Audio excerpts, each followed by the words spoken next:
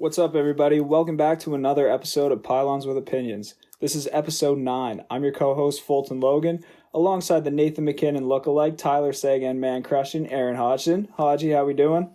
What up, what up? What a great intro by my man. We're coming to you late on Monday because yesterday was Happy Mother's Day, and me and Fulton would just like to extend a Happy Mother's Day to all the beautiful mothers out there. And, I missed talking to you yesterday, and I'm excited to, shoot the shit with you today and cover some good topics. So let's just jump right into it. Yeah, no, for sure. I was going to say, it's only been one day, but it feels like a long time. Yeah, it feels like if I don't talk to you every Sunday, it feels like I didn't complete the week right. It's very nice, Haji. But like you said, let's get right into it. If this is your first time, congratulations. Pylons with Opinions is a weekly podcast where we debate some hot topics in sports and other aspects of life that are completely opinion-based, as we have zero credibility. If participating in the show interests you, you can follow us on Twitter and Instagram at PylonsPod and submit topics and questions. Reminder that it's staff parking only outside and violators will be towed. On today's episode, we will cover NFL schedule being released. Given the evolution of sports, how successful would 90s athletes be versus 2000s athletes in this era? And who would you start your franchise with? Connor McDavid or Sidney Crosby? Great. So like you said, the first topic here is NFL schedule. I was actually... Yes. I looked into it, and it's a very interesting schedule. There's a lot of really good games that I'm looking forward to this year. Yes, there's a lot of interesting games that I'm looking forward to, not even just for the Packers. I'm also looking forward to like the season opener that we get, the Tampa Bay Buccaneers versus the New Orleans Saints. I think that'll be a fantastic game to watch. Dude, Brady versus Breeze has been a matchup that I've wanted to see since the Saints got fucked over in the NFC Championship game. When the year, what was it? Was it 2018? The Pats beat the Rams. Or was that 20? That was 2019. Yeah, it was 2019. 2019. Yeah, it was just last year. Yeah. Yes, it was. Yeah, because I was really excited to see Brady versus Breeze. Yeah. And obviously that didn't happen. But I think this will. I mean, the debate for the GOAT has been between Rodgers and Brady. But like, I feel like Breeze gets overlooked so much. Is it because of his height? Not exactly. That's not what I was thinking about. A good one. Thanks. I'll be here all night. But no. I'm really excited for that matchup. Again, it's not really going to answer the question of like who's the GOAT. But like again, I think Breeze has been overlooked a lot, and I'm really excited to see. I think it's going to be, although it doesn't just come down to how the QBs play. I think both of them, not only because it's week 1, but I think they're both, they got something to prove that game. Yeah, for sure. And I mean, yeah, like you said, it's not even just because of the two quarterbacks, but it's even if you take the quarterbacks out of the game, it's still two juggernaut offenses going at each other. So I definitely think that'll be an interesting game to watch. The game I'm most looking forward to as a very big Packers fan, as some of you know, is we get a rematch with the San Francisco 49ers this year. You're excited for that, are you? I'm excited and as well shitting my pants nervous for that game because I could see us, having a good game, maybe walking away with a win, but I could also see it happening that we walk in there and get blown out and absolutely shit canned. So where have I seen that before? Yeah, we've seen it before, and I really don't want to see it again. So it's gonna be interesting. It's gonna be interesting to say the least. I was looking into it because obviously this is the first time in a long time where the Patriots are kind of going into the year and not getting handed the division. If they come out with a win this year, like if they win the division again, I mean, that just solidifies Belichick as the greatest coach of all time. Yeah, I'm my opinion is that Buffalo has the division. I think so too. Up, it's theirs to lose. The Pats got some difficult games like Seattle, San Francisco, Denver, Baltimore, Kansas City, City, and Buffalo twice. So I mean, I wouldn't really worry about Houston too much unless Deshaun Watson just single-handedly takes over the game. Well, that could happen is the thing. It could. It very easily could because he is that good of a quarterback. But And the Rams too. You never know which side of them is going to show up. Right. So yeah, they definitely have a difficult schedule. But if they pull out a win, that just cements Belichick as the greatest coach ever. I think I was going through it and I was like putting a W or an L beside what I thought would happen, and I think their divisional games will be pretty set. I think they'll split with the Bills. I think the home team and the two matchups are going to take the win. Okay. And I guess I gave them W's against the Jets and the Dolphins just because it's the Jets and the Dolphins. And then there were a few more, I guess, kind of generous W's I gave against Houston. But I have the Pats. I think I have them coming in at 9-7, finishing second in the division. Bills first with either a 10-6 or an 11-5. Okay. And then the Jets and the Dolphins. Who really cares? If you ain't first or second, you're not really in the conversation in the AFC East. But it's the first year in a while that I'm kind of coming into, and I'm just fuck. It's gonna be a grind of a year either way. As a Pats fan to watch, so I'm kind of excited for it though. To be honest with you, because with the Pats not as strong this year, and also with their schedule, I won't just get shit on every single week for being a Pats fan. Yeah, for sure. Yeah, absolutely. I'm just looking at the Packers schedule right here. I got them going at about 12-5, maybe. I think that's what I got. 12-4. 12-5. 12-4. Well, now it's 17. Oh, I'm an idiot. My bad. You're right. I got them about 12-4, maybe 13-3 again. I don't know. I think 12 is their ceiling. I think there's some questionable games. I think you could even see the Packers with an 11-5 after this year. Yeah, I mean there is some questionable games on here. Like the Bucks, I think they could beat them. Who knows though? Indianapolis, I think they could beat. Tennessee, I think they can beat as well. Then there's games like San Fran and New Orleans, which are going to be big test games to see exactly how good they are. I think they can beat New Orleans. I think New Orleans plays a little bit more to the Packers style, where San Francisco is a little bit more physical. Right. But yeah, I think it's either going to be like a almost 500 season for us, or I think we're going to pull out a pretty good record of 13-3. I mean, it all depends on, again, what kind of Packers team shows up. Obviously, I think we're going to get at least an MVP Rodgers, because I think that man is so pissed off right now, and I am so fired up to watch him this year. I'm excited to see a lot of situations play out this year. I'm excited to see how Joe Burrow does with such a shit team. I'm excited. To be honest with you, I'm kind of excited to see what happens in Dallas. Signing Andy Dalton to a 1-year deal. If you're Dak Prescott, what are you thinking?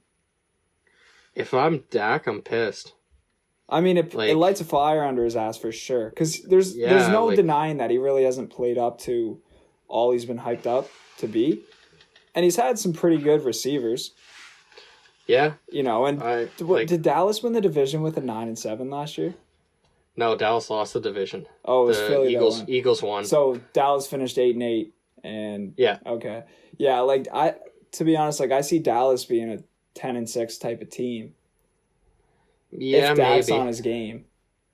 Yeah, I could see that. But even Dak had unbelievable numbers last year. And, I mean, I'm not going to lie, a lot of those from the games I did see of Dallas came in kind of the garbage time, which really doesn't mean shit. I remember they played Green Bay, he put up 400 yards passing, but I'm pretty sure 300 of those came in the fourth quarter when they already lost. Right, yeah. So I think that is a tendency with him, is he puts up a lot of his numbers in, garbage time. Right. But he puts up Pro Bowl numbers, and they sign another Pro Bowl quarterback to a 1-year deal. Yeah. I feel like that is saying that, there's not you either take us. Yeah, you either take us somewhere, or we're re-signing Dalton to longer contract and you're gone. Well, didn't they just sign Dak to like a huge deal? Or is it? No, they franchise tagged him, I thought. I thought that was what they threw out the franchise tag to him. Yeah, I couldn't remember if it was just rumors on like. No, they paid Amari, and then Right. I'm pretty sure they gave him the franchise tag, and I don't even know if he signed it yet. Right. So it's kind of strange that you do that and then you go out and sign it again, another potential starting quarterback. Yeah. So so that's why I'm excited to see that, because again, like I don't think Dak's played up to what he can.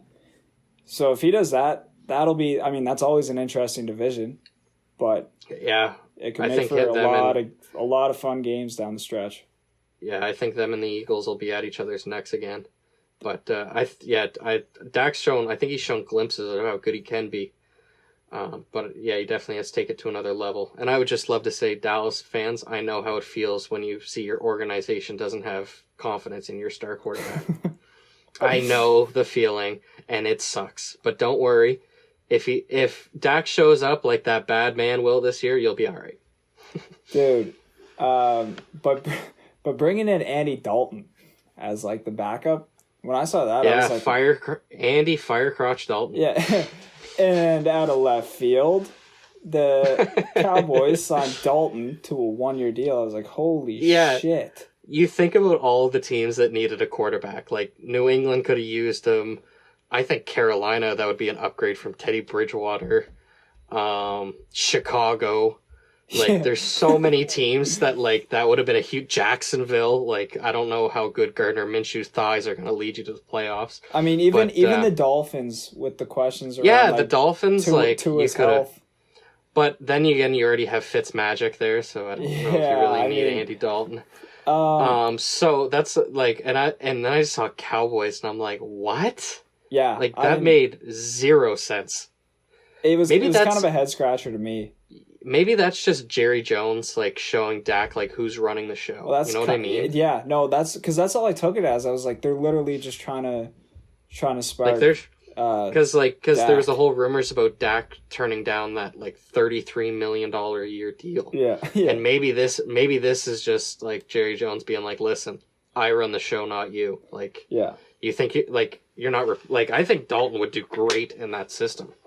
Because like he's not a bad quarterback. No, I think he is a good quarterback. I think he's played for a shit team. He played for Cincinnati. The Bengals have had like one good year in the past 5 years that I can remember. Yeah, I remember they went to the playoffs once I can remember, and their defense blew it for them. Yeah. But like he's been playing for a shitty team with AJ Green pretty much as his only other good reliable target, and he's gone to the Pro Bowl. So like he's competent. Yeah. That's why I was surprised New England didn't take a chance on him. No, I know. I don't think. I mean, with where the Patriots are right now, I'm actually confused as to where the Pats are right now. But honestly, like, I'm not giving Jared Stidham a chance here, because like, look, Brady was a 6th rounder, 199th pick overall, and he turned into the greatest quarterback.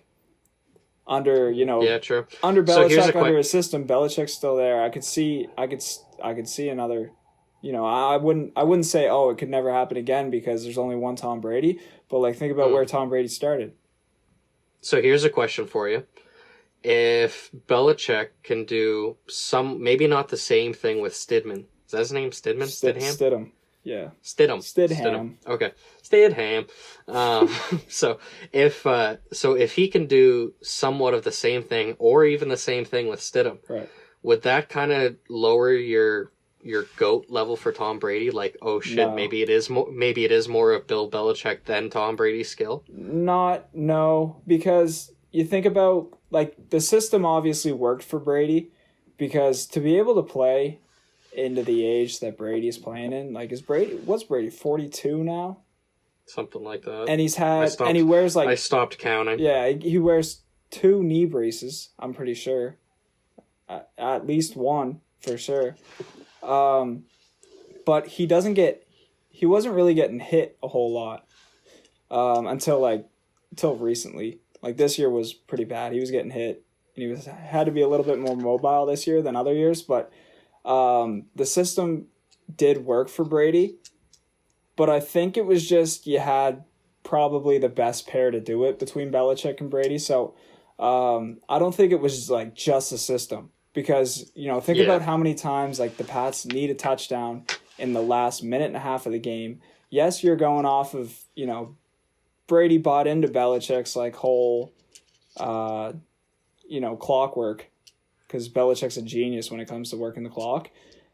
Yeah. But Brady's still like, you don't really see him in a situation like that. You see him come out and you see him run onto the field and you're like, yeah, he's coming on this field to win this game. Like, he does not look like a deer in the headlights running out onto the field when it's like a minute and a half left. Like, you remember the Seahawks game in when Malcolm Butler picked off Russell Wilson on the goal line? Yeah. There was like just under a minute left. So if Seattle punches that in, the Pats were going to be down 3 with like not even a minute left. So if Malcolm Butler doesn't make that pick and they punch in the touchdown, you give Brady the ball, probably on like you're probably taking a knee in the end zone. You're on your 20 to come out, and you have like 50 seconds to get a touchdown. I mean, even with Belichick as coach, I wouldn't put any other QB there in that position. In the Super Bowl at that time, I'd want Tom Brady there. Like, I'd be like, yeah, Tom can still win this game. So I don't think it was like all the greatness just came from Belichick. Like, I think Brady obviously bought into the system really well. And you had two guys that bought into the system and were just like, they had it down to a fucking science. And I think Stidham will do fine. Like, I think he's going to be a good QB and Belichick's really going to help him. But I don't think he's going to be another Brady. I don't think you're going to see that again. But I wouldn't, even if he comes out and he has a great year, like let's say he's on fire and he leads the pass to like a 12-4 or 11-5. I don't think it takes anything away from Brady. Personally, I love Brady, so I'm a little biased, but like I don't think it does. Yeah, I agree in the fact that it's only 1 year. You know what I mean? So like, right. If he did it in one season, I don't think it would take anything away from Brady. It's been like, okay, you did it one season, like let's see you do it again. Yeah. And then if he does it again, it's kind of like, okay, you're for real. Yeah. But if he when Belichick retires, if he's still doing it, yeah, exactly. No. If he shows up first season and then lays an egg in the second season, then it's like, oh well, you were just hot for 1 year. To be honest, though, like I don't even like those debates. Like I just like to like if a guy goes out and has a great career, like I don't like to like say, oh, if this guy does this, it takes away from that guy because like that guy still has all those all those records, all those the rings, all that. So I don't like to say it takes away from it. I would just say you had a great QB working with a really smart coach. Yeah, I agree. I just wanted to see what you thought as a Brady fan, but I definitely agree with that. I don't like to take away from people's careers. You know what I mean? Like I couldn't do it. They have a great career, and then right away you're debating, are they the greatest ever? And then you start to like kind of downsize their achievements against other people, and it's just like, come on. Yeah. It just their achievements are their achievements, and you can't do it. So why the fuck do you get to debate it? Exactly. So yeah, I mean, back to like the schedule. That's really like my main points from it. Obviously, I zoomed in more to like the Patriots and the Bucs just to see what the Bucs were going to go up against, and to have Brady's test in New Orleans, the first game with a new team. I think that's a huge test for him, but I think obviously huge. Again, like Breeze is going to be like, all right, Tom Brady's in the division now, and he's. I think this is Breeze's last year. I think he's done after this year. Really? Yep, I think he's done. I think it's if he wins if he wins the Super Bowl, he's done. Like if the Saints end up going to the Super Bowl, which I don't have them winning the Super Bowl. No, I don't either. I think then he rides off in the sunset, but I think he'd be a great coach, though. I think if they get upset, like if they happen to get upset again, I think he's just gonna be like, "Fuck it, like I'm done. Like this is ridiculous." Right. But But it's like you said, it's gonna be an interesting first game, and they're playing like no doubt the Saints are a contender for the Super Bowl. Right. And I mean, his first game, new system, new teammates. He's got to get used to their tendencies right away against a probably top 5 team in the league. That's going to be interesting. Yeah. And this NFL schedule's got a lot of good storylines. But imagine the Bucks versus the Pats in the Super Bowl. I What know. a story that would be. I was thinking about that, and I was like, Brady versus Belichick on the biggest stage. It comes down to it, and like I'd pray that it would come down to like, the Pats up like 3 in the last minute, and Brady's on his own 10, and he has to get it. He has to get a touch, or I guess we'll say down 4, and Brady has to go down and get the Bucks a touchdown. And he walks the team down the field. Yeah, I'd love to see what would happen there, and I'd love to see like the management of the clock and all that shit. So. How much do you imagine, like, if they're saying good game to each other, because obviously they would, say if Brady won that matchup, like, in the Super Bowl, and he's, like, saying good game to Belichick and all that stuff, he turns around, he's probably like, yeah, motherfucker, I just stuck it to you. No, I don't, and vice versa, too. I think it would be more of a conversation like, I learned that shit from you. Yeah, I mean, if Belichick ended up winning, he'd probably be like, good game, Tom, in the press conference. He'd be like, yep, I won. Good game. Brady's a good quarterback. Next question. Yeah. Or he'd let the dog answer for him. Yeah. Hey, Bill, why'd you let your dog make all your picks? Woof. Yeah. I guess that's really it for the schedule. I'm just like... I think we summed it up well. So this topic too, actually, I've given this one a lot of thought today. I've thought about this and a lot. Forever. Like I've been thinking about this a lot. Yeah, this topic always comes up, and I think it's such an interesting topic to talk about. People love to debate this. Yeah, and it's a good debate. It's a great debate because like you can get into like individuals, you can get into the type of sport, you can get into like the speed. Like you can there's so many different routes you can take with this debate, and that's why I just like it so much. Right. So, saying that, given the evolution of sports, how successful do you think 90s athletes would be in this era? Or you don't even have to go, you can go 90s, you can go let's just 80s, say 70s, 60s. Yeah, let's say like 1900s athletes. Yeah. But like more recent, like the 70s and up, I guess. Yeah, we'll go that far. So this is a really interesting debate, because you can kind of like back up your argument just by watching sports today.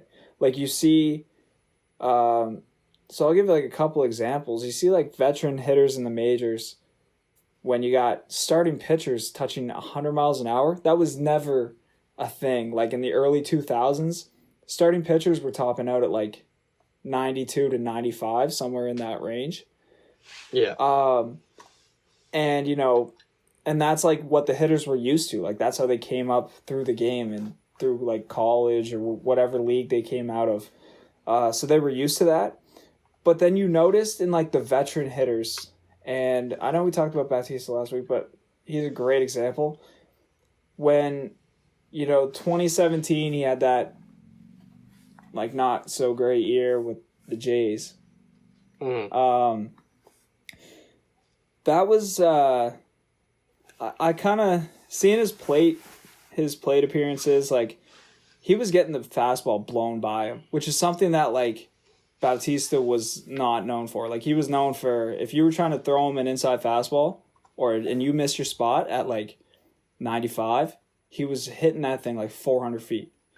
Yeah. But then it was like, as soon as it was getting up to like starting pitchers coming in huffing like 96 consistently, like he was doing okay against them. But then you get to the bullpen guys who now like it's all about velocity now. So if your fastball is like 95 plus, you probably have a spot on a major league roster. And the older hitters, or like the veteran hitters that have been around since the early 2000s, they can't catch up to that. But you see the younger guys, the new studs, like the Mike Trouts and like even younger, if you want to go younger, Bo Bichette, those guys adjust and higher up into like the hundreds. And they're having, like, look at Vladimir Guerrero Jr. His first, I don't know if it was his first debut against Aroldis Chapman. Chapman was hitting triple digits, and Guerrero Jr. had like a 13 pitch at bat. You know, when you see like again, Bautista, like when he was facing that, it was just getting blown by him. Yeah. So yeah, for sure. I think like for baseball, I don't know how they'd fare. How like guys growing up in that evolution of ball where like maybe your hardest pitchers coming out of the pen throwing 98.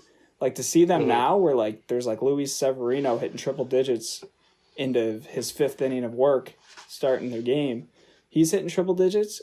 It'd be interesting to see how they fare, but I think with the evolution, I don't think like major league hitters back then are hitting what's being thrown now. Yeah.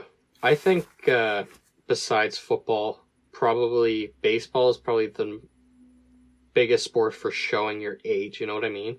Right. Like if you're getting up there in age, like obviously football is a very like aggressive contact sport, and like your body just can't take that wear and tear for that many years, right, unless like you're a special breed.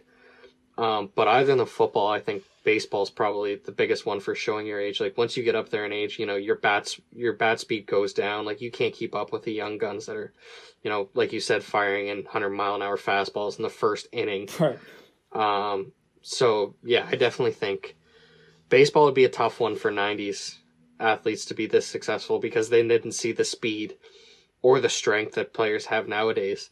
Like I think you said it a while ago on a podcast that like, you know, home runs weren't as big back then right, as they are now. And like, I mean, these guys are putting out like 50, 60 bombers a year.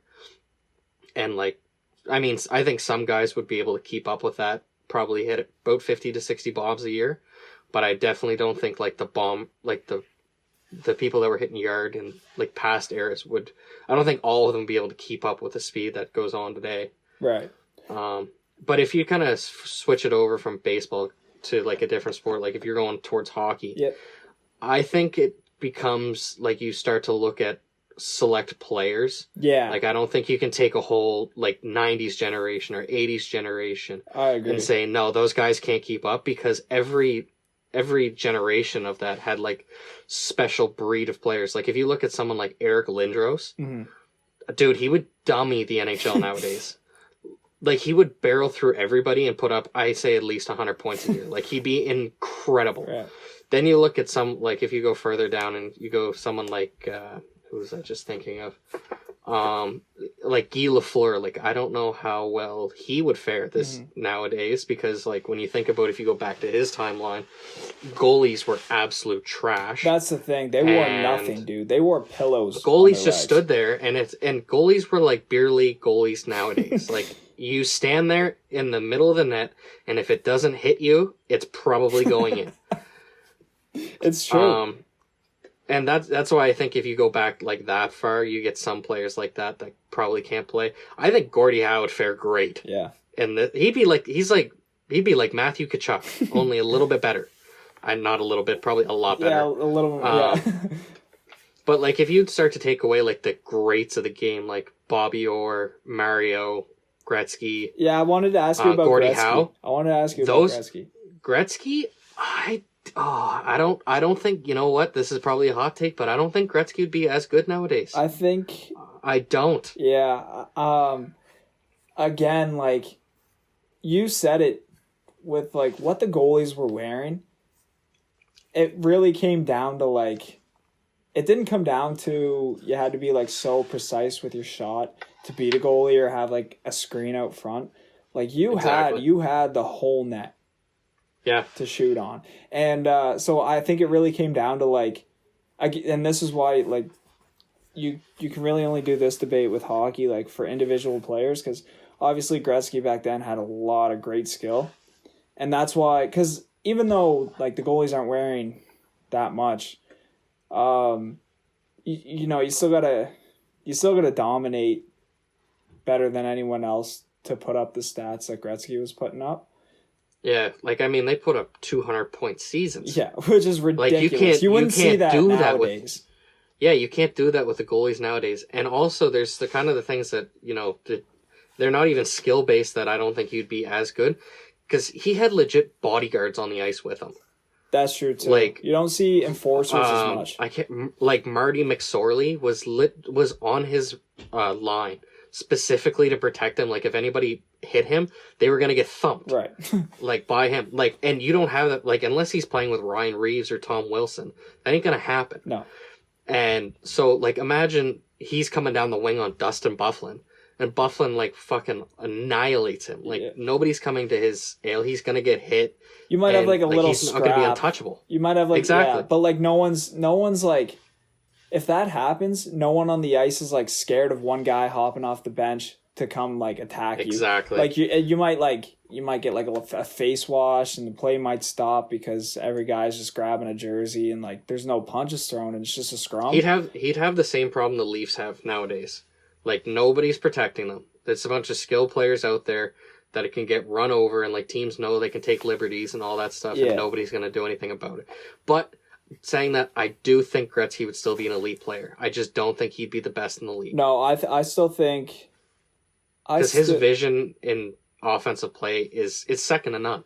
This might be, like, a topic for another time, but, like, do you think McDavid's better than Gretzky? No. I can't even say no that quickly. I don't know why I did. Because that's, again, we're getting into the greatest talk, and that's like you saying, who's better, Jordan or Kobe, Jordan or LeBron? It's like, it's hard to say because, and I was actually going to bring this up a little bit later with this topic. What if you flipped it around and you said, what about 2000 players, that this era of players playing in the 90s and the 80s, when it wasn't about skill, it was about being physically tough. Exactly. I don't think they would fare well at all. They'd be getting dummied and looking to the refs for a penalty. They'd be like, I didn't fucking see it. I can't see McDavid going bombing down the ice. No, like he'd get and he cuts across the middle, and someone like Scott Stevens annihilates him. Yeah. Like, that ain't happening nowadays. Dude, and that's, when we talk about, like, the evolution of sports, we're not only talking about, like, the pace of play and how the game is played itself, but think about, like, anytime a player nowadays gets, like, blown up on the ice, like, they get smoked, what's the first thing the refs are doing? All right, we got to go to replay to see if the shoulder pad just barely nicked the guy in the head, and then that guy's getting thrown out of the game. Like, if you're a player, if you're a player on the ice, unless like that's kind of your job, is just to go, like, which you don't really see nowadays. But like, if you're a player out on the ice and your team needs you, you can't afford to go lay a guy out, then go to replay, slow it down, zoom in on the guy's head, see what happens, and then get thrown out of the game in the first period. Like, you can't afford that. So, like, I'm not saying you have to give, like, the more skilled players more space, because you still should be on them, but you're not, like, looking to go and, rough them up a bit. Yeah. You don't see that as much nowadays. Don't even get me started on fucking replays to see whether it was a clean hit or not. I know, My man. God, it's the worst thing to watch. It's so painful. Like, they'll take a good hockey hit, like a good hard hockey hit, and be like, nope, that's a headshot. Just because, like, if, like, a shoulder blade nicks a head, to me, that is not a dirty hit. No. If a guy's head is down, and you go through him, and you come up off his body into his head, to me, that is still a clean hit. Yeah. Like, your principal point of contact was his body. Yes, you came up into the head, but to me, that is a clean hit because you did not intend to hit the head. Nowadays, they're like, oh, no, suspend him for 20 games. Yeah. He's dirty as shit. He's a scum of the earth. His jersey came in and poked the player in the eye. I'm pretty sure in college now, if you make any contact with the head at all, it is a headshot, and I'm pretty sure you make it like a 5-minute major. Yeah. Like, if there's any contact with the head, it's crazy. That is soft. You might as well take hitting out of the game at that point. Yeah. You're making it the no-hit league, the NHL no-hit league. You're making the NFL the no-fun league. Because now and you're making the NBA the no-balls association. Well, dude, as a player, like, if you're going in for a big hit, like, how are you supposed to, like, position your body for this hit as fast as the game's played, how are you supposed to position your body to make sure you don't make any contact with his head? It's just not gonna happen. Like, and isn't the rule still that if the initial point of contact isn't the head, and the player still makes contact with the head, like after the initial point of contact, isn't that not supposed to be like a penalty? Or is that? Or I have no idea, but did that rule change completely? Because I'm gonna say, because if that's the rule still, then like there's been so many situations where like they don't follow that rule. They literally just say, "Oh, there's head contact right there." Yeah, I don't know specifically what the rule is, but I'm glad you brought that up because, like, we're talking about you brought up pace of play.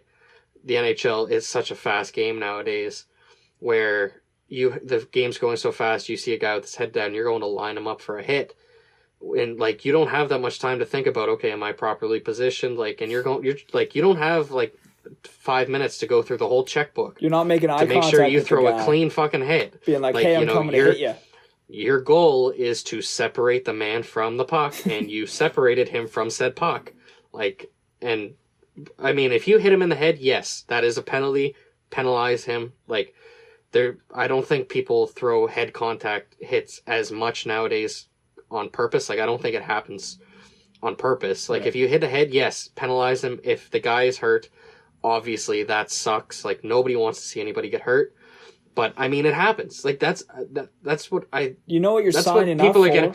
That's what people are getting away from. It happens. Like you can't control.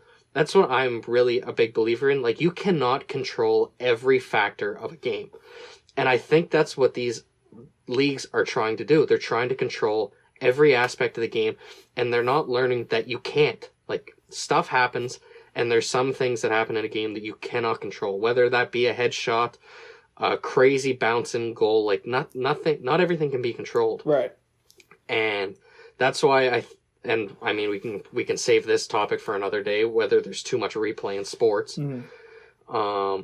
But yeah, I think we should probably circle back to the topic on hand. Yeah. But I think it like what we just talked about kind of it plays into like that topic gets me fired up. Yeah, no, the evolution of it. And how they would fare, because it was like games back in the 1900s compared to now are way different. Like way different. It's funny because like back then it was like even in the NBA, man, like 3-pointers weren't as big. No, as they are now. Like you might have one guy whose specialty is getting open on the 3-line and knocking it down. But, like, nowadays, like, you look at a team like the Warriors, when they have, like, KD, Curry, Clay, like, when they're all healthy, it's like Curry will just bring the ball up, cross half court, and just chuck it up and hit a three. Like, you didn't see that ever back in the 1900s. Like, oh, no. But I mean, again, that's another topic there, like, with the Gretzky and McDavid, like, the Jordan versus James kind of thing. Now, talking about Jordan, mm-hmm. I think he would be just as good in this era. I still think he'd be a dominant player. I think he would be the best player in the league. I don't think he was taking advantage of the era he was playing in. Kind of like how. So think about how, because kind of the it's gone the exact same way as the NHL, but think about how physical of a sport the NBA was back then with like the bad boy Pistons trying to legit kill him on the floor. Right. Like their defensive plan for Jordan was to kill him. and obviously they didn't. But think about how like protected NBA players are much more protected than like NHL or NFL players. Like how protected Jordan would be on the floor. Like he would just be able to waltz around people and dunk on everybody, mm-hmm. and like get his shot up and go to the foul line. Like I think he'd be better than LeBron in this era. Well, I mean, again, that's another debate there. Who's exactly better, LeBron there you go. MJ? Now, saying this, I don't think LeBron would be as good in Jordan's era because he's as strong as he is. He's soft as baby shit. I don't know. I'm a huge LeBron guy. I love LeBron. I'm not. I don't mind him. I used to not be able to stand the guy, but I'm coming around on him. I'm coming around. Yeah, no, I think I'm a bigger Kobe guy. I love Kobe. Okay.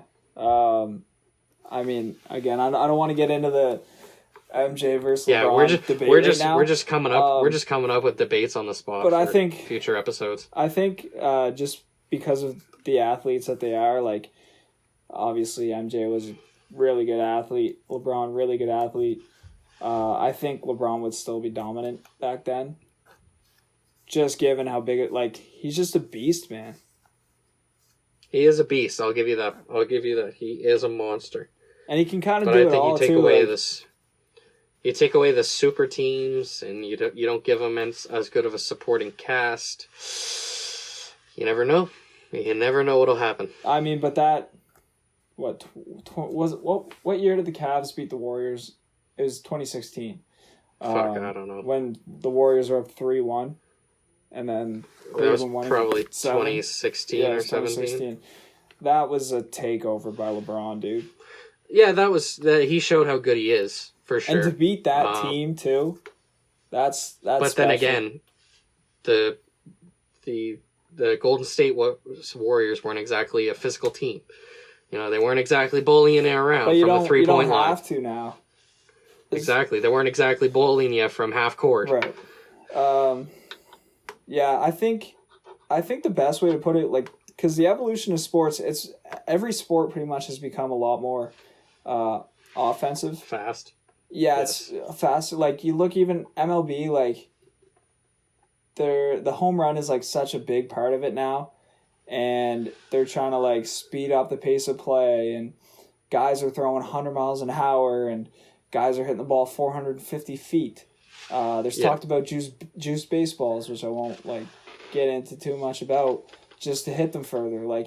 Obviously the MLB I think wants to see a lot more long ball, and I think that's something the fans want to see, because if you're not a baseball fan, and you go to a baseball game, you want to see a home run. Exactly.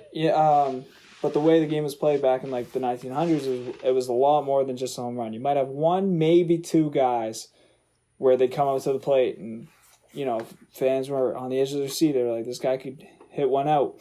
But nowadays, it's you got 1 through 6 hitting them, and then 7 to 9 to have at least 15 home runs in the 162 game season. It's changed completely. Yeah. And then again, the NBA, the 3-pointer is way bigger than it used to be. The NHL, I mean, you can look at defensemen. Defensemen now get evaluated based on points, which I mean, that didn't happen back then. I get you still want 5 productive players out on the ice, but that leads you to overlook defensemen doing their job. Exactly. Which is to defend, and it also changes again. That makes it a way more offensive game. And also goalies are mastered their position. Yeah, goalies are a way bigger part now too, which is kind of funny. In show me a goalie is bigger. Show me a goalie in the 80s that could do the splits without crying. Yeah, yeah.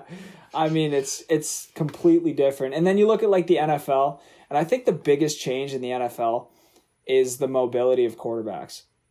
Yeah. Because now quarterbacks Lamar Jackson, he's one of a kind. He's a wide receiver. That can throw. Yeah, wide receiver, running back, quarterback. It's crazy to see him play. He can literally, imagine you go out on the field and your offense, the Baltimore Ravens offense is 2 guys, a center and Lamar. Lamar takes a snap and then just breaks ankles.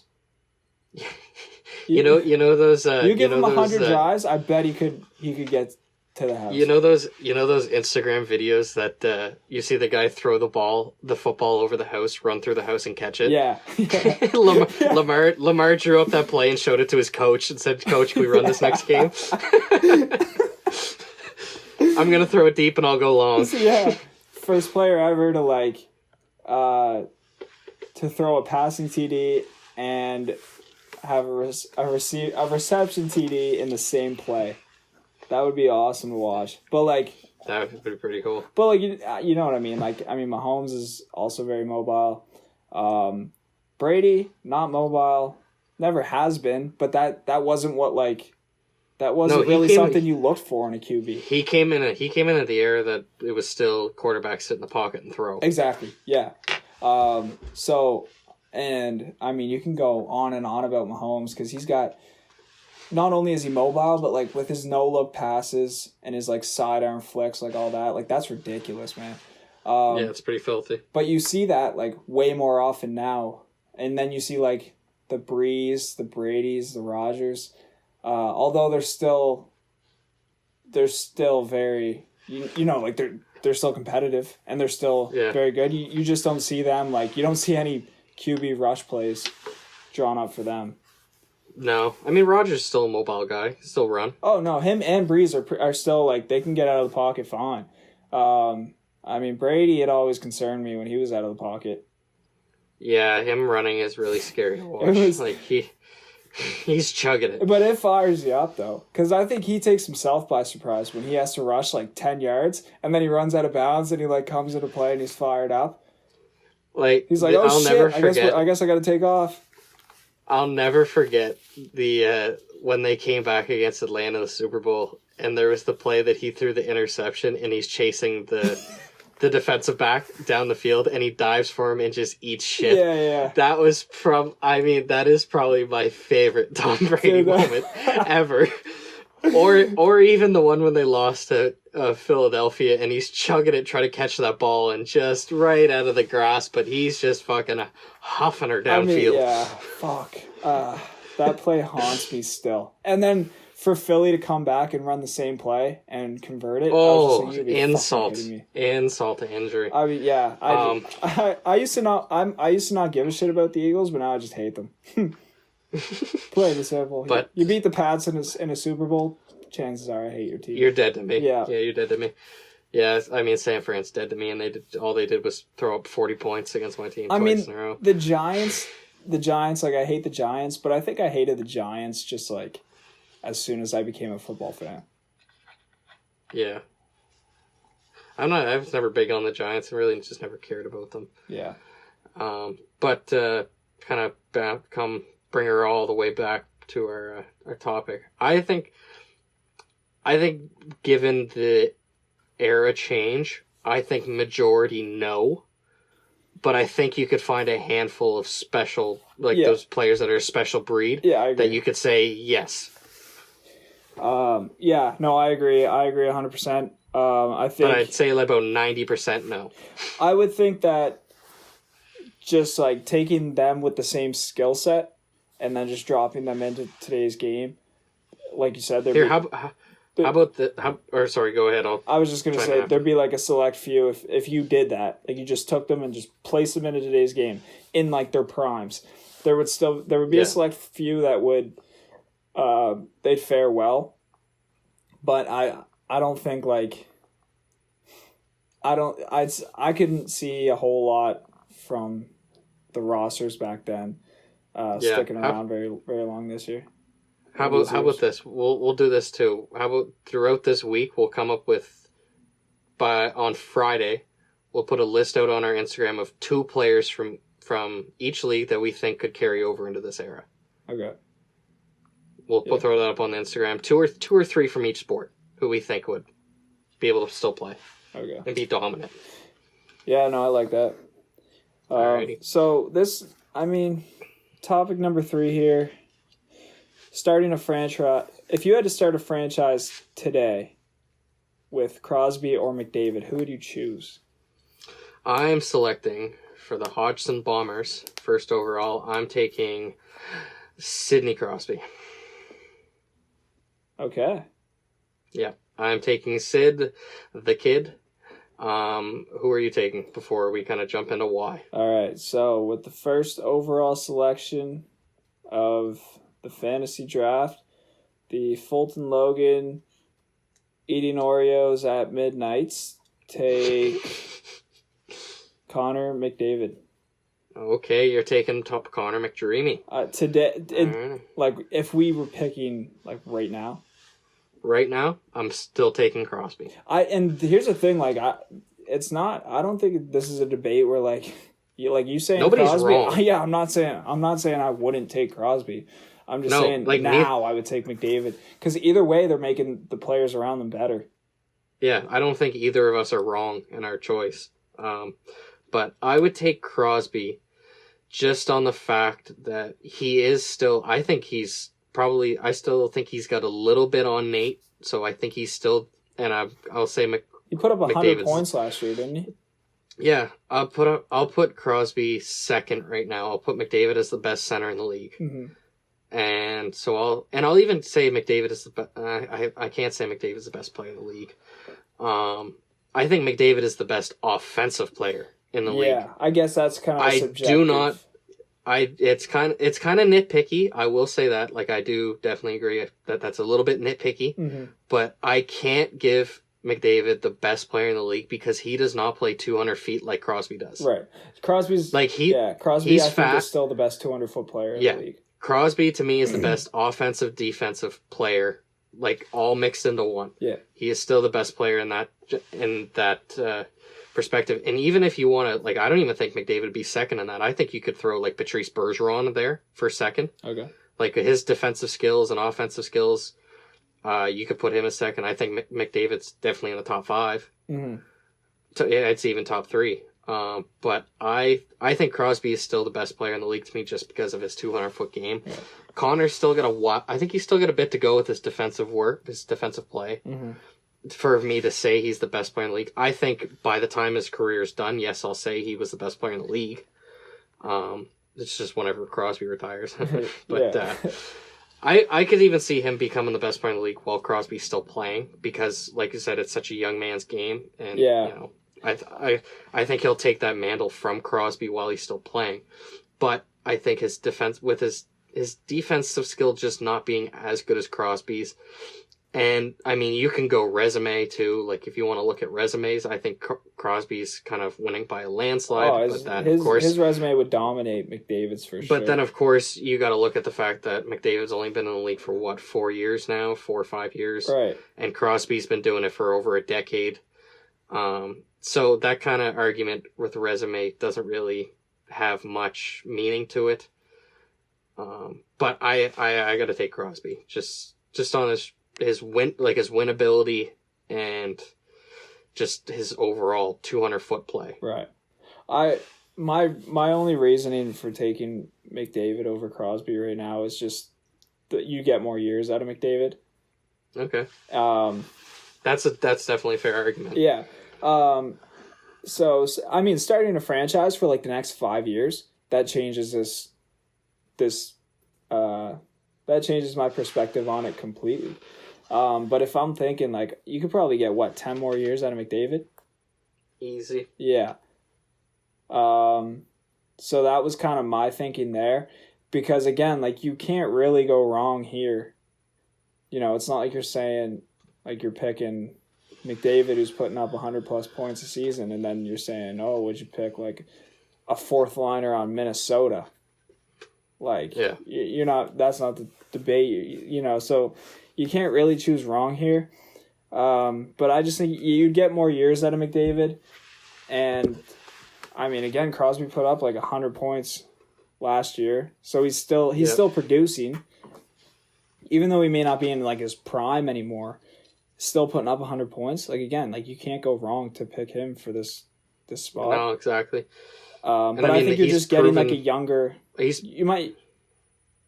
I was just gonna say you're gonna get like a young with McDavid. Like you're just getting like a younger, I think, more skilled Crosby. Yeah, I definitely don't disagree that you're gonna get more years out of him. And then you can also look at like. I guess he's been in the league long enough that you can kind of look at like why hasn't he, like, he's obviously won his individual awards, but as we know, hockey's not an individual sport. Like, you can win all the MVPs you want, but when it comes down to it, people are going to look at your cups. Yeah. And I mean, Crosby's proven that he can win cups, and he's won back-to-back in the hardest era of hockey. Right. So I think if you look at it, I just think Crosby's he's just a winner through and through, and I'm not taking anything away from McDavid's winning pedigree. Mm-hmm. I think I could see him winning a cup. I don't think it would be in Edmonton. I think he'd probably have to go somewhere else to win a cup. Yeah, I agree. But just look at the year that, remember, I think it was his first full year in the league. Edmonton went to I don't know if it was the conference final or the second round against Anaheim and put up a pretty good fight and that was when Anaheim was still like a really good team. They beat you down. They were like your typical prototypical Western Conference team. Like they were big physical team. Yeah. And they put up a good fight against them, and then the next year it was okay, Edmonton's a contender. Like, they're gonna be a good team this year, and then they flopped for like 2.5 years after that. It was like the hype of bringing in McDavid's production. Yeah, and they said had it all going for them, and then they get bounced out of the playoffs, and then you're just kind of like you're reevaluating where you're at. Exactly, and they said they were like, all right, he's taking the mantle over from Crosby.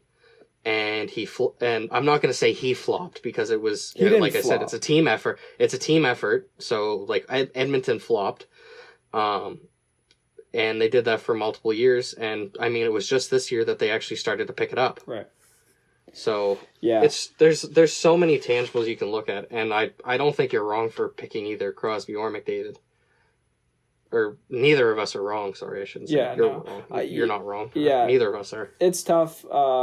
Because like you said, in hockey, like it's much more of a team sport where, like you got like 4 lines, and either one of these guys is only on one of those lines. So, for a third of the game, they're off. Whereas like basketball, like you could play a guy, it's 48 minutes. You could play a guy like 42 minutes. Now. Yeah, like you don't see. It's way more of an individual. Yeah, you don't see an NHL player going out like in a 60-minute game playing like 56 minutes. Like you just don't see. Jesus Christ, that would be fucked. Yeah, that'd be a fucking bagger. I'd be impressed. Yeah. Now let me ask you this question. Yeah. This might. So let's say Crosby and McDavid are off the board. Okay. Who are you picking next? To start a franchise? Yeah. If both of them are gone, who are you picking? Holy shit! Oh. Now that's a mind. That's a pretzel. My mind isn't a pretzel now too. But that's a real thinker now, isn't it? Yeah. No, that's. Fuck. I don't even. For me, it might be Nate McKinnon. For me, it's probably McKinnon. But if I wasn't picking McKinnon, I'd probably take Draisaitl. Dude, actually, I wanted to ask you about Draisaitl because Crosby and McDavid are 2 players that I believe could, they make the players around them better. Yeah. And do you think that's the case here with Draisaitl? No. Like, do you think without McDavid, Draisaitl is leading the league in points right now? I don't know if he's leading. But he did show. I remember McDavid had, what was it, like 2 weeks where he was off because of his knee, and Draisaitl still dominated. Right. So I don't know. I don't think it's completely because of him, because I don't even think they play on the same line. So it may not be because of him, but then also it doesn't really matter if you're not playing on the same line, because if you're the top player, you're getting the top line. Mm-hmm. And obviously, when it comes down to if you're playing McDavid and Draisaitl, McDavid's getting the top line 9 times out of 10. Right. Like, it's just going to happen.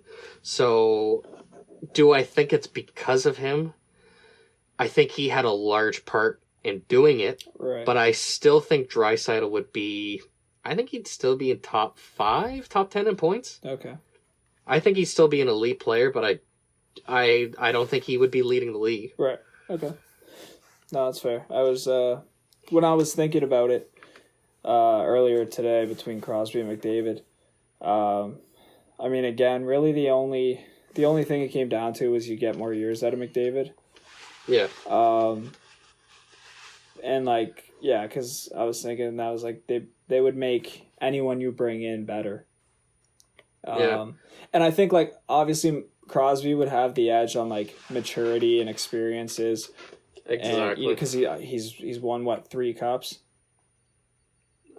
Yes, 3. So, like, I mean, he's done it. He's done it before. Even if Exactly. McDavid might have more skill, it might be a better offensive player.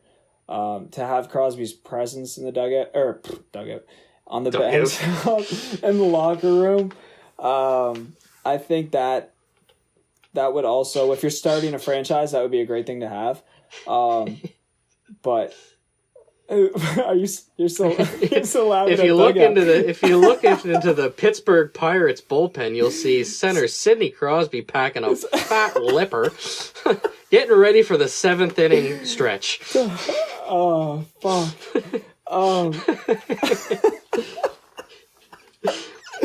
Throw that in the vault. No, but I was just thinking about it, and like in the locker room, I think Crosby would be a great presence to have. But I just think it's just like it'll come with age for McDavid. I don't really know what kind of. I feel like McDavid's kind of a quieter guy, like in general. I just kind of get that vibe from like interviews and shit. Yeah. So, I get more of the I'll let my play do the talk, whereas Crosby I get more of like a natural leader, you know what I mean? I see more like Crosby like defines a captain. Like not only is he like does he let his play do the talking, but like you can tell he's very vocal on the bench, and he says like you just kind of get the vibe that he says the right things too. It's not just about firing the guys up. Like you gotta. When it comes down to it, you gotta like actually know what you're talking about too. Exactly. Yeah. Not calling a hockey locker room like dugouts and shit. Obviously. Now thinking about it, I would take McKinnon over Draisaitl third. I'd take McKinnon. Yeah. Not to be a Nova Scotia fanboy, but I'm not even being biased. I would take McKinnon. Yeah, I think that would with be what he's done with Colorado. I think because they were a shit team. They were in a hole right after. They were in a hole. They didn't even put up 50 points, and then McKinnon kind of flipped the switch, and now they're a contender. Right. So, I think I would take McKinnon. But I mean, do you have anything else you wanted to put on to that topic? I think I said all the reasons behind why I picked McDavid. So. For sure. So we have a new weekly segment. Yep, we're big enough to have our own segment now. We're going to be doing top fives weekly. So last week we did top 5 MLB jerseys. This week we're doing top 5 NHL jerseys. So we're each going to say our number. We're going to start at 5, work our way down to 1. We'll each say our number 5, and then our 4, then our 3, all the way down to 1. So I'll let you go first with your because we actually had our number 5 was the exact same thing. It's the exact same. It's the Navy Colorado jerseys. It's got the like the triangle in the middle of the jersey. The white on the shoulders. Yep. And then a bit of like maroon, I think, on the arms. Yep. They're sick. Yeah, no, I love those. And they're newer too, aren't they? Yeah. Yep. They're a newer alternate for them. Yeah, I think they're an alternate, or they were a Winter Classic, maybe one of the two. Okay. Either way, I love them, but like not enough to be one, but like definitely worthy of a top 5 pick. They're steezy. They're a steezy jersey for sure. So my number 4, I had my Dallas Stars home green jersey. I think green is just like it's kind of like a out of the box color for the NHL. Like there's not many teams that are wearing green. I think it's honestly just Dallas and Minnesota. And San Jose's got like a teal or turquoise. I wouldn't call that green. No, I wouldn't call that green, but they're the only 2 jerseys that are, rock and green on the regular. So, and I just like Dallas's green a little bit more than Minnesota's green. Yeah, no, I agree. My number 4, I got Flame. The Flames like orangish reddish ones. Red orange, I guess. Oh, the retro looking ones. Yeah. So they're like they just brought them. They just started wearing them, like, because they used to wear the like red. Their home jerseys were like the red ones with the black C in the middle. Yeah. And now it's now it's like the red orangish ones with the white C in the middle with the yellow outline. Yeah. Those ones? Yeah, I like those. Yeah, I like those ones, nice. But I also think like it looks sick like in their home rink too, when everyone in the seats is wearing that too. Yeah. Yeah, that looks really good. It's good for TV. Looks good. For sure. So on to number 3. Number 3. We both have the same team, just different jerseys. So I had at number 3, I had Tampa Bay Lightning. They're black jerseys with the bolts diagonally across the chest. I like any black jerseys. I think black jerseys it's a sweet color for a hockey uniform. And I just like the bolts, like the color scheme, the bolts logo. I think it all looks really good. Okay, well, like you said, same team. So I took Tampa here at 3, but they're home blues. Okay. I mean, it's nothing too flashy or whatever, but I mean, their logo's sick. Just the lightning bolt, the circle lightning bolt. And, you know, when you compare it to, like, the Leafs basically have the same jersey, but Tampa has the edge for sure there. With just a nice, clean bolt on the crest. I like that. Yeah. And then again, kind of like what I said with the Flames orange, like when Tampa wears it on home ice and, like, the whole stadium around is blue too. And, like, I think, like, the boards too, even on the glass, like, in between the glass, they have, like, blue pads. And the whole thing together, it looks dope.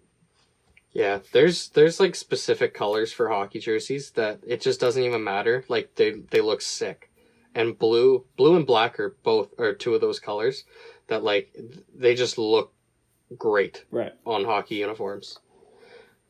So at number 2, yours is interesting. Yeah, I have any New York Rangers Winter Classic jersey. So I'm thinking of one specific Winter Classic jersey. So, you know, their home jersey now with, like, the bright blue and Rangers down the, like, diagonally across the chest. Yeah. It's like that, but, like, the blue is like a navy blue. Okay. And it looks incredible. I love that color for a uniform. And even they have, like, a beige 1-2 with Rangers down across the chest. Yeah. I think it looks incredible. Okay. So I think the Rangers in general might have the best jerseys in the league. Wow. I just love their colors. I love their color scheme. At number 2, I'm surprised I put this higher than you. I got Dallas Greens. And this one, like, I like their home jerseys, like, just their classy home jerseys with the D and the star around it. Yeah. Looks good. But sharp. Their Stadium Series jerseys this year. Oh, those were. So those sexy. Were nice. Yeah, those were so filthy. Those ones. A lot of people said they were ugly, and I'm like, what are you talking? Those are so sick. The ugly like Stadium the beige, Series. Dude, the beige gloves and pants were wicked. The Colorado Avalanche, their Stadium Series this year. I didn't fuck with those. I can't even remember what they look like. Let me look that up real quick. They had, like, the A in the middle, and then it, like, extended into the arms. I don't know what the fuck was going on there. Oh yeah, no, I'm not big on those. I think they did too much. I like the Stadium Series jerseys in general. Kind of like, I haven't found they're hit or miss, dude. So far. That's kind of like a lot of them. Okay. They're trying to bring back retro, but at the same time they're making it way too retro, but trying to give it a modern look, and it just does not work out. Yeah, nothing looks good when you try to mix modern with retro. Like, it doesn't look good. So our number 1 picks. Number 1, I had an explanation on yours. I don't know what this is. So you're gonna have to search it up, and once you see it, you're gonna love it. So I have the Vancouver Canucks Millionaire Tribute jerseys. So with this one, it's the Vancouver jersey. It's the big V in the middle, and it's like a beige or like a maroon burgundy color is the main color. Yeah. Okay, and then the arm, the arms have, like, the beige stripes on it. Right. I think that is absolute unreal jersey. I think that is just wicked. That's all I can really say about them. I love them. I love the color. I love the colors. Both colors individually would be a great jersey. Like, if it was beige or if it was burgundy, like if it was just that one color, I think they would look sick. But the fact that they put both colors into it, I think it looks great. That's a good pick. I forgot those jerseys existed. There's a lot of jerseys now that I think about it that could make an argument for the top 5. My 5 kind of were like mainstream jerseys, so what you would see like everyday kind of things. Because if we did like top 5 Stadium Series jerseys or top 5 NHL or Winter Classic jerseys, like different story. That could be another top 5 for another day. But number 1 for me is the new Pens jerseys. The the all black ones with the yellow. It's basically the same jerseys that they've always had, except it's just black and yellow now. Instead of gold, they have yellow in it. Yeah. So I don't know what it is. Like they took out like the white trim. Yeah. And I just think I think they nailed that one for sure. It looks sharp. It looks for sure. Yeah, it looks like almost like classy kind of. But like at the same time it's like oh shit. It looks very modern. Like it's a very modern jersey. I like it. Yeah. They almost just like updated their like 2000, the ones they had from like 2000 to 2010 kind of shit. Are you talking about the ones that have like the actual like the penguin logo is yellow as well? Yeah. Oh, okay, yeah, I like those ones. I thought you were talking about the ones that were black, yellow, and had like the one white stripe on top of the yellow one. But I do still like those jerseys. Just the ones that are black and yellow. No, like okay. Those ones are sleek. I like it. Yeah. I like them. So, alright. So yeah, that's our top 5. So next week I did have a couple honorable mentions. Yeah. So I had Philadelphia's black jersey. The black and the orange. Mentions. It's basically the same as the Pittsburgh ones, but black and orange. Yeah. Those are nice. Those are sick. And then a little homer, the Halifax Moosehead black jerseys that they used to rock with the Halifax crest. Yeah. I think that may be my favorite jersey of all time. Dude, they never wear those. Like Oh no! The last time they wore those was when McKinnon and Drouin played for the Mooseheads. Right. And they were sick. Dude, those take me back to like the Brad Marchand days. And like Jacob Voracek and Marty Firk.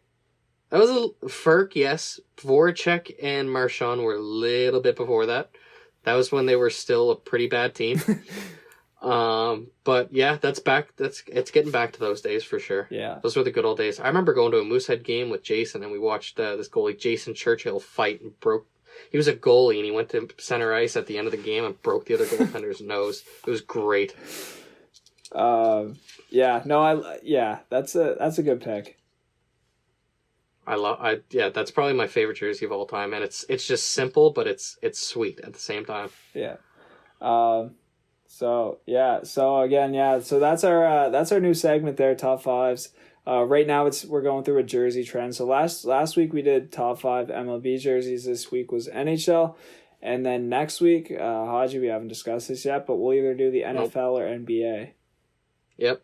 And once we get past those, maybe we'll start asking people for their top 5. What kind of top 5s they want to see, or maybe they disagree with our top 5, or it could be food related too. Like I'm huge into talking about food. Yeah, we can go food. Food's a great topic to talk about. I'm always into talk about food.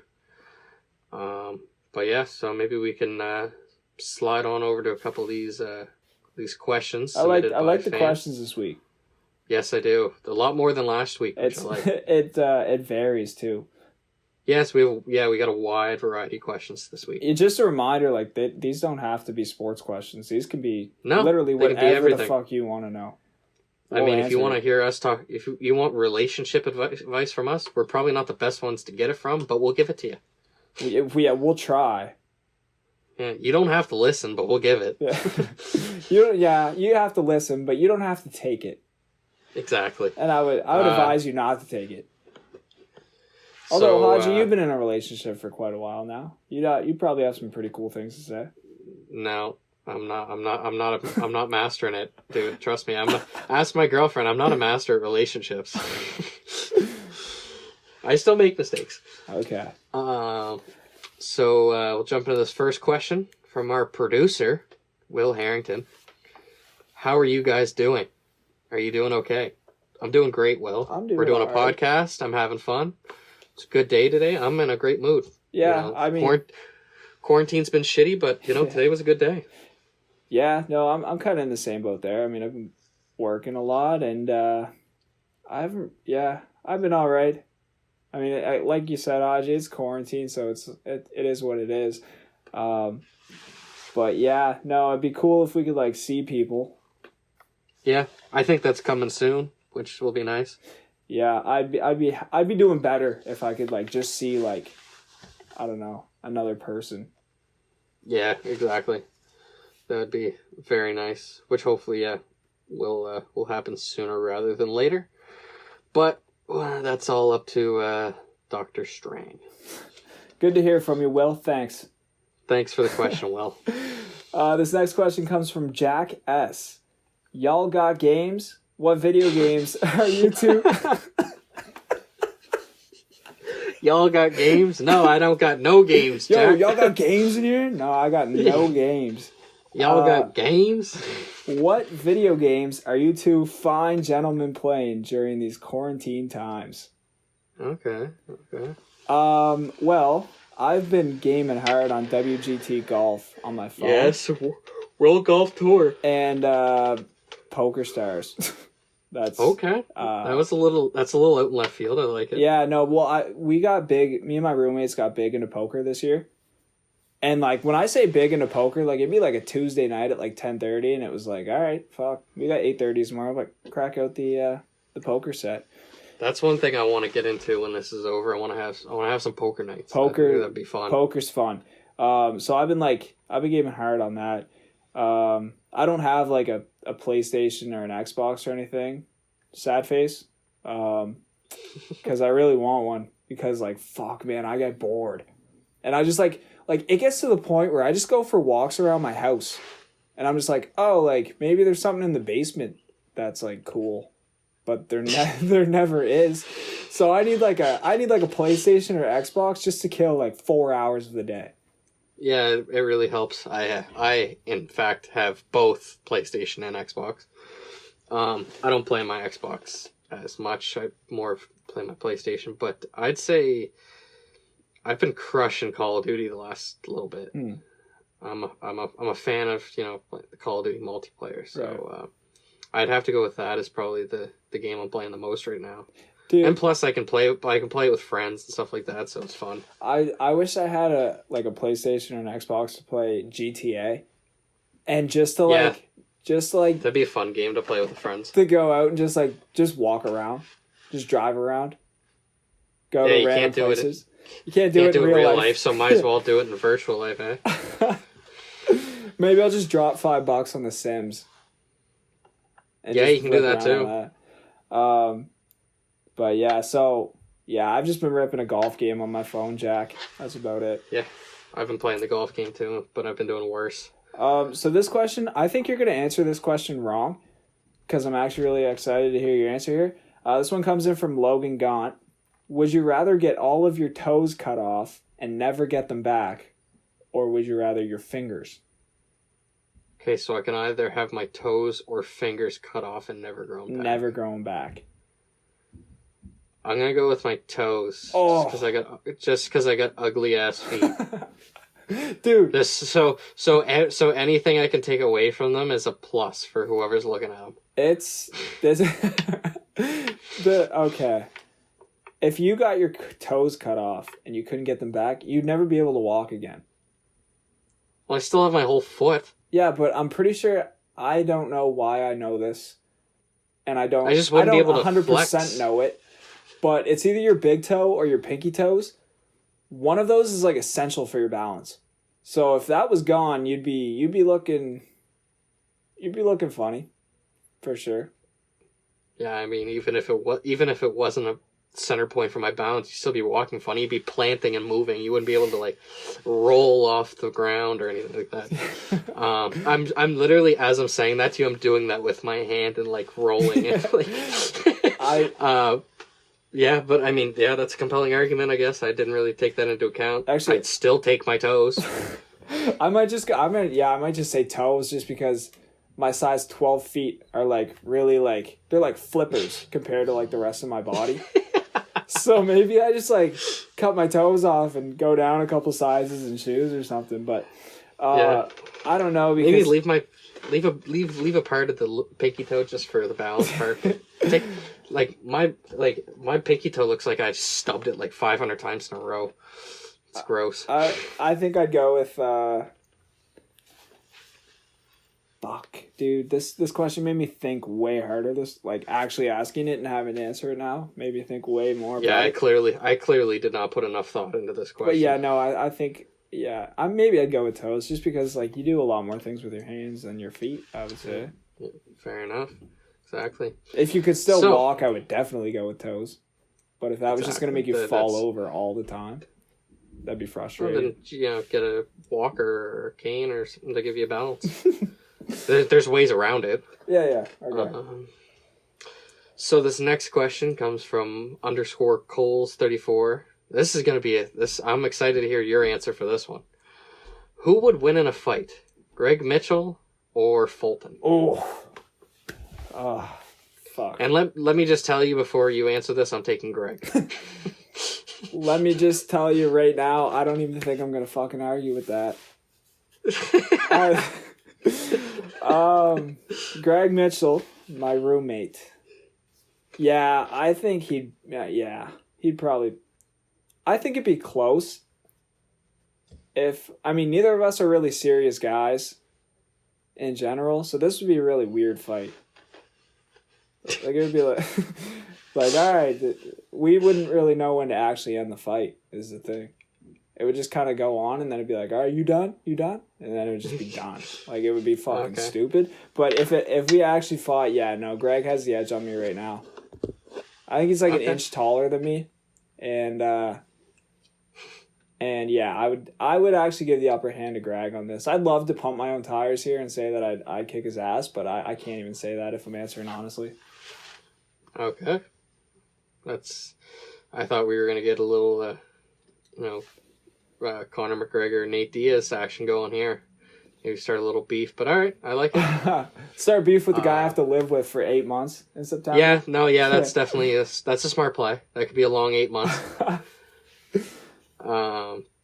So this next question. Oh, actually, before we move on, last year we would like get hammered a lot, and then we'd be fired up, and like before we leave for like a bar or something, and if I recall correctly here, there were a lot more times where he'd throw me to the ground before I got a chance to throw him to the ground. I was about to say, I feel like this question comes with maybe a couple backstories, like of stuff happening at the Acadia residence. Yeah.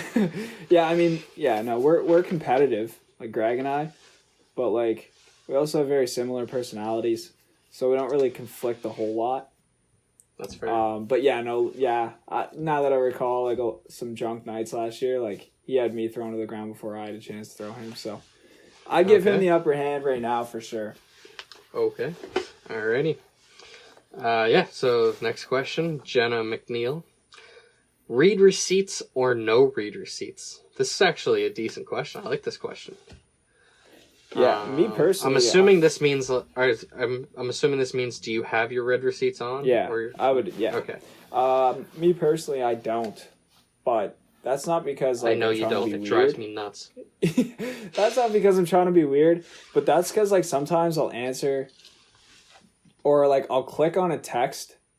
Are you ever like on an app and you try to click something at the top of your screen and someone texts you at that exact moment and you click into the conversation way too fucking fast and you're just like, oh fuck, like that kind of moment. And then you just kind of awkwardly like sit there looking at the text and you like look at the time on your phone and you're just waiting for it to click like 2 minutes later. Be like, yeah, this is probably a reasonable time to answer back. It's like it's like a Snapchat almost, like when you're at the top of your screen and you're trying to open someone's Snapchat and you get a snap right when that happens and you click on someone as soon as they send it. Yeah. I agree with you. I think there may be a bigger reason why maybe you don't have read receipts and I do.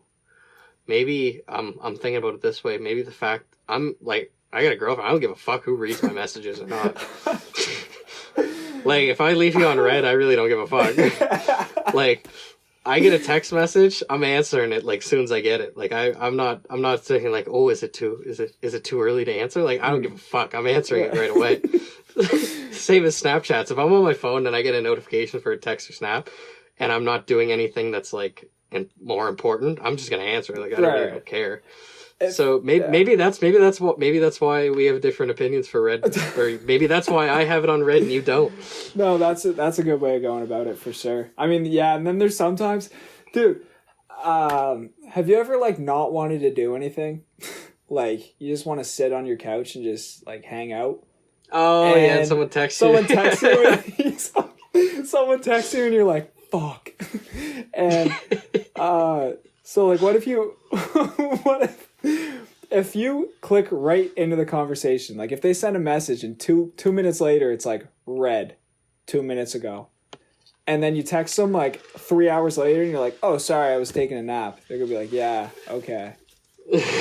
Yeah, I bet you were. I mean, I'm not gonna lie, having read receipts on, there's definitely the tough situations that come with it, like that. Yeah. But in general, like, yeah, no, I don't give a fuck. Like, if I read somebody or my read receipts are on, like, if you text me, usually I'm replying right away. Unless I don't want to do it, then yeah, I'm gonna pull the, oh, sorry, I fell asleep. Yeah, no, I have my phone on me like pretty much all the time. Yeah, we're not like Christian. We have we're Christian's usually not pretty good at replying. Phone guy, but I usually have it on me, even if I'm not using it. I'll have it on me. So if like I get a text, it's like rare circumstances where I wouldn't, reply within the first like half hour. But like, I don't know. I just find the read receipts like, man, like, is it really anyone's business to know like when I read that text? You know what I mean? Like, what if I read a text and I want to see what it says, but I know I also want to, like, I want to see what it says now, but I also know I want to reply to it later. But it's like a long text. It's a long text, so like you can't just swipe down in like the top of your screen and read like the first couple lines of it. Like, you need to see the whole things, but you don't want to like reply to it. So you click in and it just stays delivered. It's no problem. Yeah, that's in that case. I just read it when it pops up on my phone, and just like, if I can't read the rest of it, I won't read the rest of it, and I'll just worry about it later. Yeah. See, exactly. But that's definitely a good point. That's a good point. So this next question in from Marty. I need some new shoes to watch. What are some good shows to binge? I would try Converse or like Sperry's. Shut the fuck up. I'm gonna fix that typo right now. I know you were just waiting for that. You're chomping at the bit for that one. Yeah. Yeah, that one was fun. Some new shows. I mean, I don't know what you've seen so far, but right now I'm watching Suits, and it's pretty. That gets you hooked, dude. Like, I'll flick that on at like 1:00, and I'll be like, oh shit, I gotta go downstairs for supper. 5 hours later. Yeah, I have finished Suits, and I tell you, it's a real treat to watch that show. Yeah. It's a great show. Give it time too, because at first you might get like a little bit overwhelmed with all the law terms. Like, if you're not the brightest shed like me, you might get a little overwhelmed with what they're talking about. But then once you get like pick up on the storyline and that, it gets really good. You start to figure out what's going on. Yeah. It really depends, Marty, on what streaming services you're using. Like Netflix, obviously you got a good amount of shows on there, like Suits, Tiger King. Too Hot to Handle is a great one to watch. I would put Tiger King into recommendations. I mean, you can binge it easy. Yeah, like it'll kill a night for you. It's true. There's Friends, How I Met Your Mother.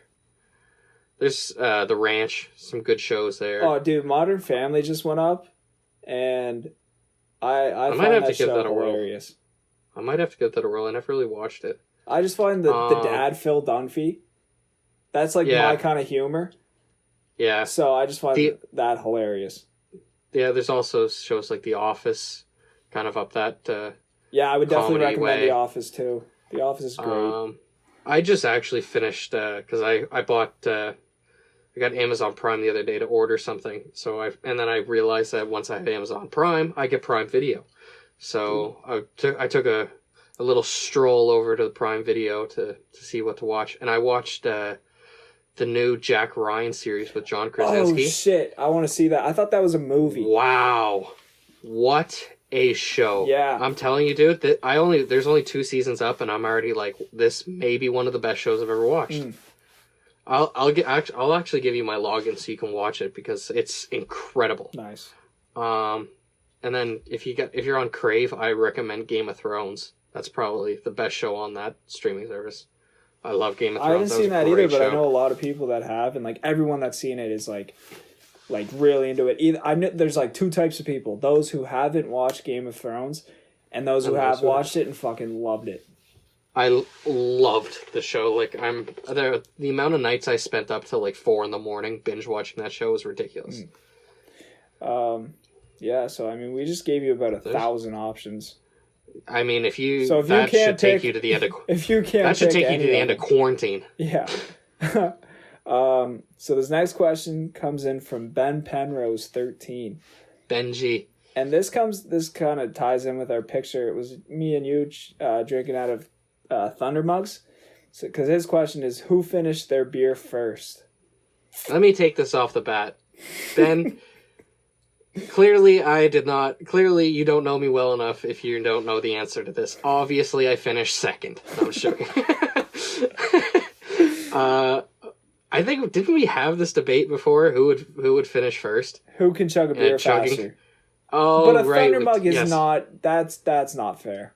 Yeah, I think I finished the Thunder mug first.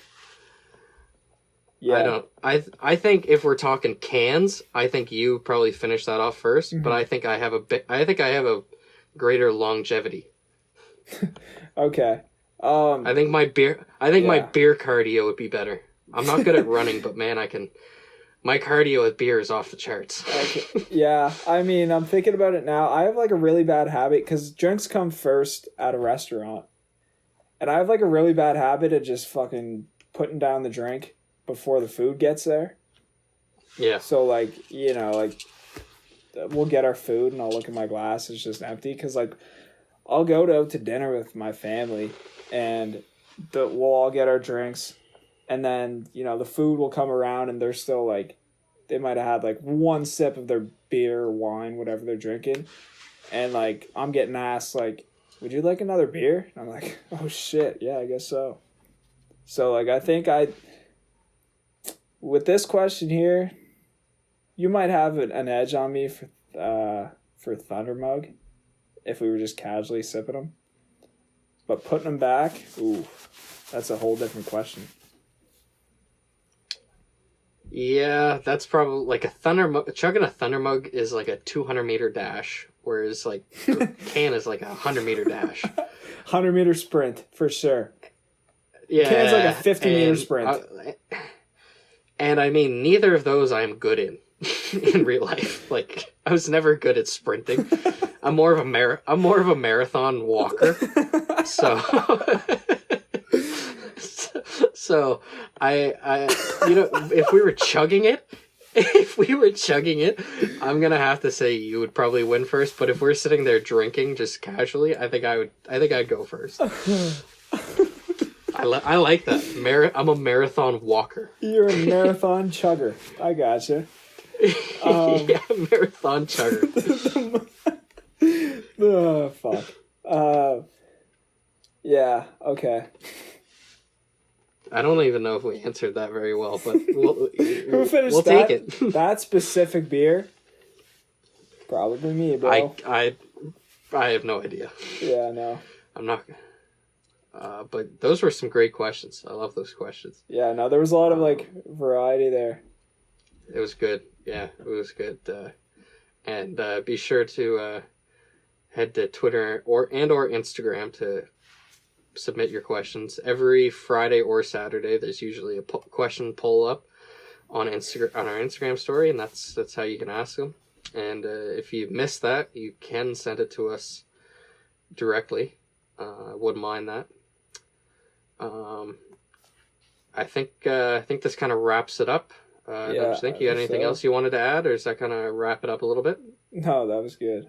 Wrap it up a little bit. I mean, there's only one way to wrap it up. Fucking Christ, I could eat. Yeah, I think. I think I've said everything that I need to say. Yeah, I think we've said our piece. One thing, if you do like the show, an easy way to help us out is just leave us a quick review on Apple Podcasts, Spotify, whatever you're on. If you want to leave your name, leave a 5-star review, and even if you want to leave a comment, that really helps us out. Gets us to grow our audience a little bit bigger, which is slowly starting to happen for us. And another way to help us out is to make sure you're subscribed so that you never miss an episode, which usually comes out on Monday, like I said at the beginning of the episode, coming to you a little bit late because of Mother's Day.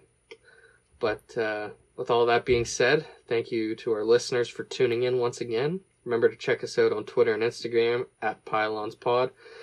Again, that's where you can reach us to submit any questions, topics, and now top 5 segments you'd like us to do. Remember that it is staff parking outside and all other violators will be towed. We're going to move past that voice crack, and everyone have a fantastic week.